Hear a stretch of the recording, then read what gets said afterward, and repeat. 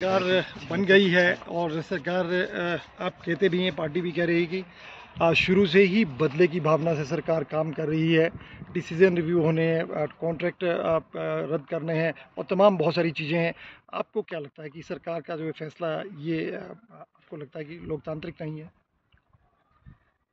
देखिए, बहुत पहले ही 5 वर्ष पहले मैंने एक बात कही थी कि देवभूमि हिमाचल प्रदेश में ये बदला-बदली की भावना से, राजनीतिक प्रतिशोध की भावना से हमको काम करने की परंपरा को रोकना चाहिए।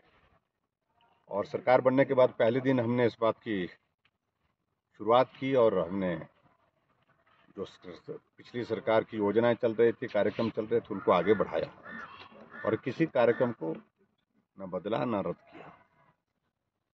लेकिन मुझे उम्मीद थी कि वर्तमान सरकार भी उसी तरह से हिमाचल प्रदेश में करेगी। थोड़ी निराशा इस बात पे जरूर हुई है कि एक तारीख तय कर दी उन्होंने कि 1 अप्रैल 2022 के पश्चात हिमाचल प्रदेश में जितने भी इंस्टीट्यूशंस खुले हैं, जितने भी हमारे दफ्तर खुले हैं अलग अलग विभागों के, और उसके साथ साथ में जो नोटिफिकेशंस हुई हैं और फंक्शनल होने के बावजूद भी उनको रिव्यू किया जाए। जहाँ तक रिव्यू करने की बात है, उसमें समझता हूँ मैं, चलो उसमें उचित है, रिव्यू करने का अधिकार सरकार के पास। लेकिन जो इंस्टीट्यूशन, जो दफ्तर खोलने के बाद, जो ऑफिस खोलने के बाद फंक्शनल हो गए, बीडीओ ने वर्किंग शुरू कर दी, तहसीलदार ने काम शुरू कर दिया, एसडीएम ने वहाँ पर पूरी जो है वो ऑफिस की कार्यवाही शुरू कर दी है, एससी एक्शन सब अपने अपने काम करके वहाँ दफ्तर में जो एक व्यवस्थित ढंग से सारी चीज़ों को चला रहे हैं, उनके बारे में इस प्रकार से रिव्यू करना, रिव्यू करने के बाद उनको रद्द करने की बात करना, ये बहुत दुर्भाग्यपूर्ण है। और हमारी बात में इतना जरूर कहना चाहता हूँ, अगर हमने पहले दिन इस बात को कहा था कि मैंने कही है बात कि बदले की भावना के साथ काम नहीं करूंगा, और पूरे 5 वर्ष तक जो मैंने कहा था उसको अक्षरशः उसका पालन किया। एक भी जगह बदले की भावना से काम नहीं किया। वर्तमान सरकार नई सरकार है, नई इनिशिएटिव लेना चाहती है, स्वागत है। नई योजनाओं की शुरुआत करना चाहती है, स्वागत है। लेकिन जो चली हुई योजनाएं, चले हुए हमारे दफ्तर, हमारे ऑफिस और सारे इंस्टीट्यूशंस हैं, उनको बंद करने की भावना अगर मन में है तो स्वाभाविक रूप से एक बात दिशा में आगे बढ़ रही है। देखिए, अभी तक मुख्यमंत्री संस्थान उनने रद्द किए नहीं है। अगर करेंगे तो निश्चित रूप से हमारे पास एक ही तरीका है, और वो तरीका ये है कि या तो लोगों के बीच में जाकर के बात कहेंगे, या फिर न्यायालय है जहां अपनी बात कहनी पड़ेगी। सर, लेकिन मुख्यमंत्री ने आज ये भी कहा है कि बदला बदली कुछ नहीं करेंगे, कोई रिशफल नहीं करेंगे, कर्मचारियों अधिकारियों को तंग नहीं करेंगे, डीसी नहीं बदलेंगे, सबको काम करने का मौका देंगे। परफॉर्मेंस के बेस पे ही आगे कुछ ऐसी नहीं, नीतियां निर्णय लिए जाएंगे। ये अच्छी बात है। ये मुझे लगता है कि देखिए, अधिकारी तो अधिकारी होते हैं, जहाँ एक जगह हैं तो ज़्यादा से ज़्यादा उनके बारे में यही निर्णय कर सकते हैं कि एक जगह से दूसरी जगह भेज सकते हैं। आखिरकार काम करने वाले लोग वही होते हैं।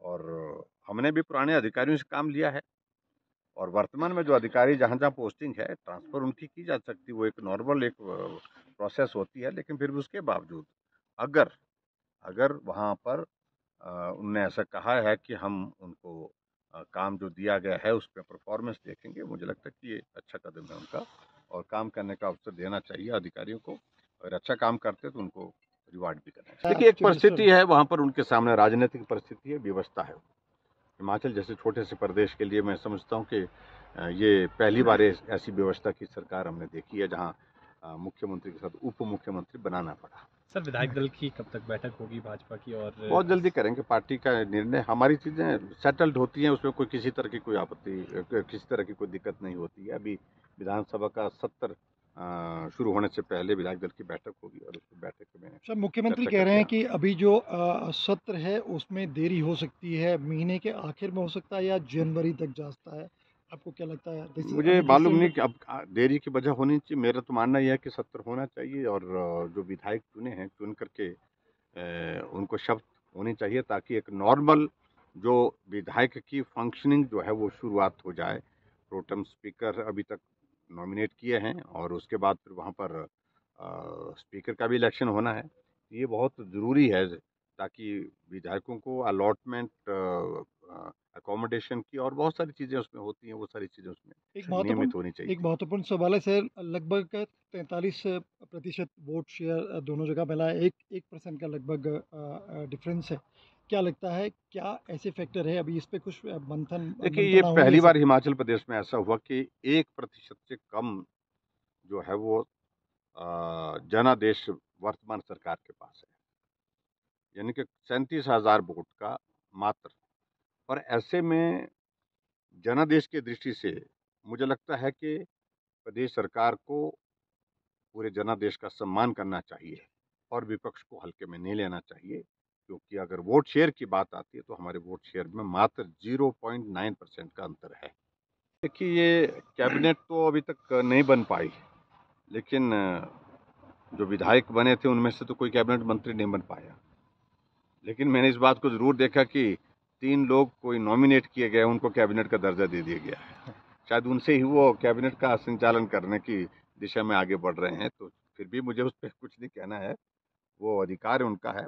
लेकिन इतना मैं जरूर कहना चाहता हूँ कि ये सरकार की शुरुआत कैसे हुई है, बनी कैसे है।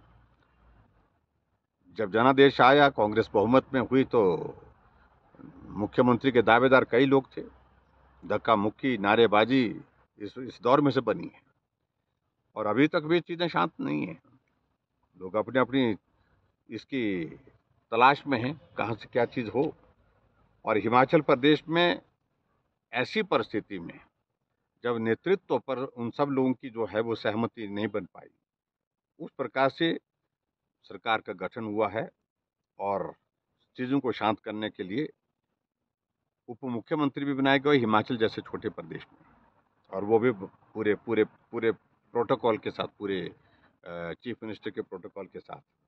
तो ऐसे में मैं इतना जरूर कहना चाहूंगा कि हिमाचल प्रदेश में सरकार तो बनी है, लेकिन सरकार अभी तक सही मायने में जो है वो नॉर्मल जो फंक्शनिंग है उसमें वक्त लगेगा उसमें करने के लिए, वो करने की स्थिति में हो नहीं पा रही है, क्योंकि कैबिनेट का अभी तक गठन ही नहीं हो पाया है। और असली बात मालूम पड़ेगी, कैबिनेट बनती है उसके बाद कौन मंत्री बनते हैं, कहाँ किस जिले को कितना प्रतिनिधित्व मिलता है। तो ये सारी चीज़ों को लेकर के आने वाले समय में हम थोड़ा इंतजार कर रहे हैं। वही बात है ना कि एक मतलब 4 कदम चलने के बाद 4 कदम पीछे हो गए, इस तरह से एक तरह की प्रक्रिया। मुझे नहीं लगता कि उससे प्रदेश की आर्थिकी को बहुत बड़ा कॉन्ट्रीब्यूशन हो पाएगा, लेकिन फिर भी उन्होंने निर्णय लिया, उस पर मैं कोई टिप्पणी नहीं करना चाह रहा हूँ। और परिस्थिति ऐसी आएगी, मेरे बारे में तो हमेशा सब लोग हेलीकॉप्टर का जिक्र करते रहे कि हेलीकॉप्टर में जाते हैं। अब हमारे लिए ये भी देखने को मिल रहा है कि अब उप मुख्यमंत्री को छोड़ करके आते हैं, फिर मुख्यमंत्री को लेने के लिए आते हैं, फिर मुख्यमंत्री को छोड़ के आते हैं, फिर उप मुख्यमंत्री को लेने के लिए जाते हैं। या तो मुझे लगता है कि शायद हेलीकॉप्टर 2 लेने पड़ेंगे हिमाचल प्रदेश में, ऐसी परिस्थिति बन जाएगी। कहीं तीसरा उप मुख्यमंत्री बन गया तो 3 लेने पड़ेंगे। तो ऐसी सारी चीज़ों को लेकर के मैंने 5 वर्ष तक बहुत सुना है। मैं अभी जल्दी में कुछ कहना ही नहीं चाह रहा हूँ। जहाँ बात कही जा रही है कि हम जनता के पैसे को बचाना चाहते हैं, यानी कि फिजूल खर्ची को रोकना चाहते हैं, तो फिजूल खर्ची इस प्रकार से तो नहीं हो सकती है कम, जिस प्रकार की सारी चीज़ें घटित हो रही हैं।